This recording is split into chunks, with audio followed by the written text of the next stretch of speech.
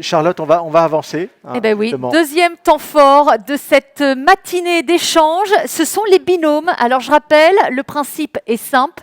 Deux interlocuteurs qui partagent leur vision, leur regard, leur expérience sur un sujet, expliquer, convaincre, ouvrir le champ d'horizon.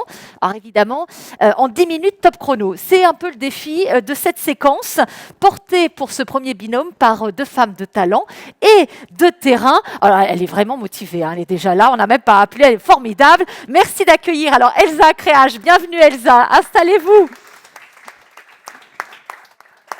Voilà, vous êtes, voilà, on a le privilège de votre présence, merci. Et également Manuela Oliver qui est en duplex avec nous de Marseille. Est-ce que vous nous entendez, Manuela ? Voilà, en attendant, je vais vous présenter. Ah voilà, bonjour Manuela, bienvenue et merci d'être parmi nous. Alors je vous présente quand même Elsa Créage, vous êtes responsable de mission à l'Agence du numérique en santé et Manuela Oliver, vous êtes coordinatrice du GRIV Innovation e-santé Sud IESS. Merci à vous deux pour votre présence, pour évoquer alors un sujet, on peut le dire, qui est un des pilier de la feuille de route du numérique en santé et du futur espace numérique en santé, mon espace santé, c'est l'INS, l'identité nationale de santé. On va rappeler quand même, Lionel, c'est que son utilisation est obligatoire maintenant depuis le début de l'année. Depuis le début de l'année. Donc voilà, on est au cœur de l'action pour référencer les données de santé. On le sait, l'objectif à la clé, c'est mieux identifier pour mieux soigner. Et désormais, eh bien, la parole est à vous, mesdames. Présentation et ambition avec vous. Alors, on commence, je crois, avec vous, Elsa. Très rapidement, merci beaucoup à tous et merci de nous offrir l'occasion de vous présenter en quoi l'identité nationale de santé, en quoi l'INS va contribuer à mieux identifier les patients pour mieux les soigner. Donc, je passe la parole à Manuela, c'est elle qui démarre ces 10 minutes. Merci Elsa. Donc, aujourd'hui, la situation, c'est que les acteurs de santé et du monde médico-social n'utilisent pas toujours les mêmes traits d'identité pour identifier un usager. À l'hôpital, on utilise systématiquement le nom de naissance. Par contre, les acteurs libéraux privilégient le nom d'usage parce qu'il est plus pertinent dans le dialogue soignant-soigné. De plus, actuellement, les identités sont saisies et cette saisie locale des traits est génératrice d'erreurs. Plus l'identité est complexe et plus les erreurs sont fréquentes. Présence d'un tiret sur un prénom composé ou d'un espace, voire séparation des deux éléments par une virgule. L'utilisation de ces identités différentes va complexifier l'échange et le partage des données et donc forcément va retentir sur la prise en charge.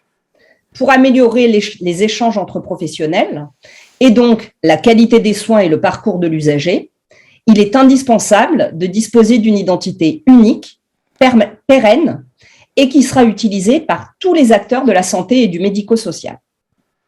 Alors cette identité justement qui va nous permettre de référencer les données de santé de façon fiable, c'est l'INS, l'identité nationale de santé. Alors, en quelques mots, à quoi correspond cette INS ? Cette INS, c'est 6 traits d'identité qui sont issus des bases de l'état civil. Donc, c'est des données de référence. Elles comportent le nom de naissance de l'usager, son ou ses prénoms de naissance, sa date de naissance, son sexe, son lieu de naissance et enfin et surtout un numéro qu'on appelle le matricule INS. Donc, je m'arrête un instant sur ce numéro. Ce numéro, c'est le numéro qui nous est attribué à la naissance quand on est né en France ou qui nous est attribué au moment de notre immatriculation quand on est né à l'étranger. Donc ce numéro, ce matricule INS et ces 6 traits, ils sont issus des bases de référence, mis à disposition des professionnels de santé par l'intermédiaire d'un téléservice qu'on appelle le téléservice INSI.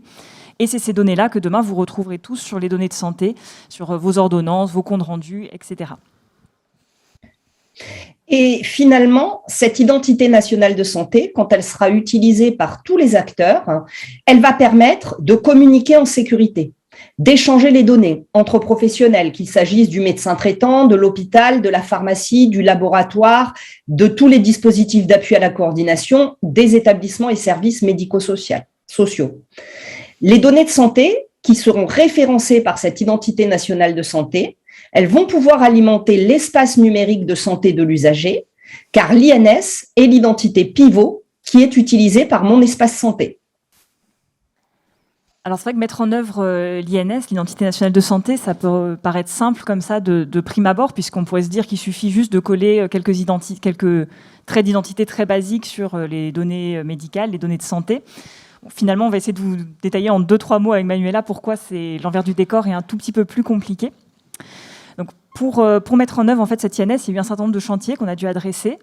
Notre toute première victoire, finalement, elle était fin décembre 2019, un tout petit peu avant Noël, date à laquelle les textes réglementaires nous permettant d'utiliser cette identité sur les données de santé ont été publiés au journal officiel. Donc après un long travail juridique en concertation avec plein d'acteurs de l'écosystème.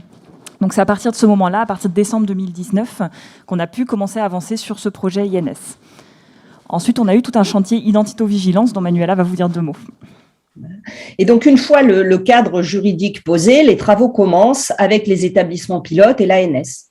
Et tout de suite, il y a une difficulté qui est remontée par les acteurs de terrain.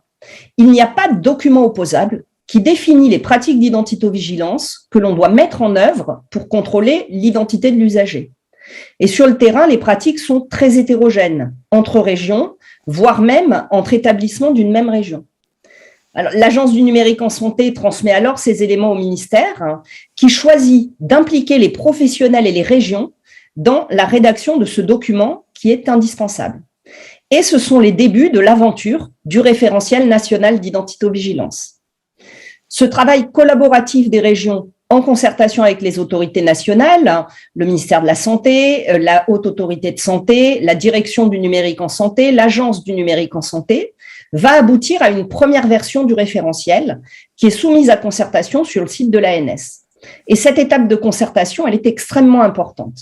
Il est indispensable que les professionnels de terrain, adhèrent aux exigences et aux recommandations proposées. La version initiale est amendée suite à la concertation. Le RNIV est né. Il est maintenant opposable depuis le mois de juin 2021.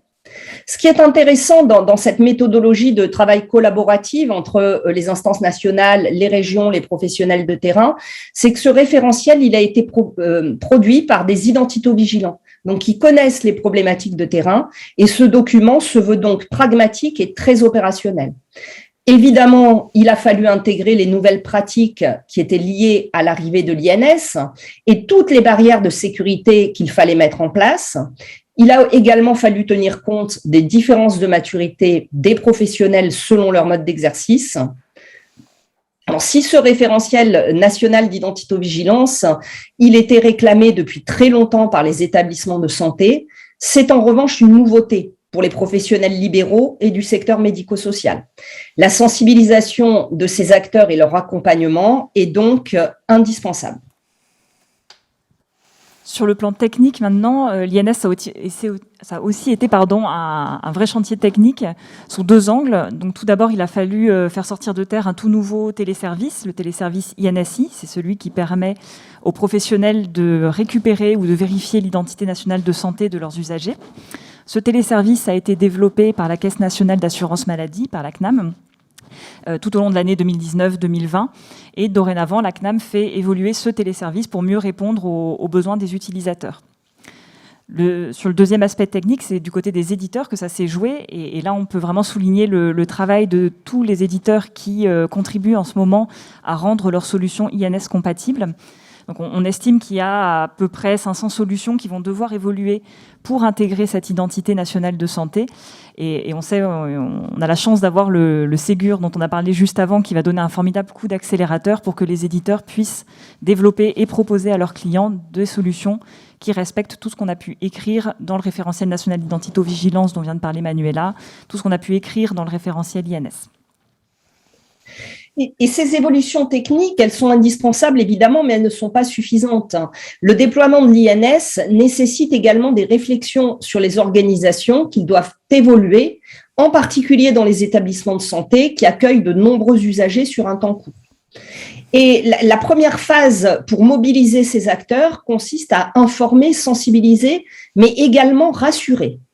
C'est un travail d'équipe qui est mené entre les régions, l'ANS, le ministère. L'ANS organise des webinaires à destination des éditeurs, des structures, des ARS et des grades, des supports de communication, affiches, dépliants, à destination des professionnels, mais également des usagers, sont produits et mis à disposition des régions, des structures, des professionnels. Les régions apportent également leur expertise en identitovigilance et prennent le relais auprès des acteurs. Le référent régional en identitovigilance de chaque région, qui est employé le plus souvent par les grades, doit continuer à porter la bonne parole et à organiser les actions de communication et de sensibilisation nécessaires.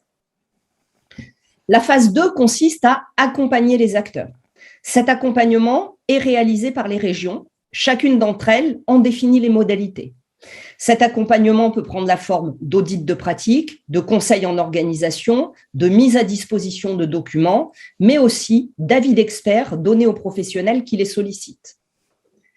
Les indicateurs qui sont suivis et communiqués par le GIE Sésame Vital témoignent de l'investissement des professionnels et des structures dans ce projet, puisque en septembre 2021, plus de 750 000 appels ont été passés au téléservice et ce nombre va croître très rapidement avec les incitations du volet numérique du Ségur.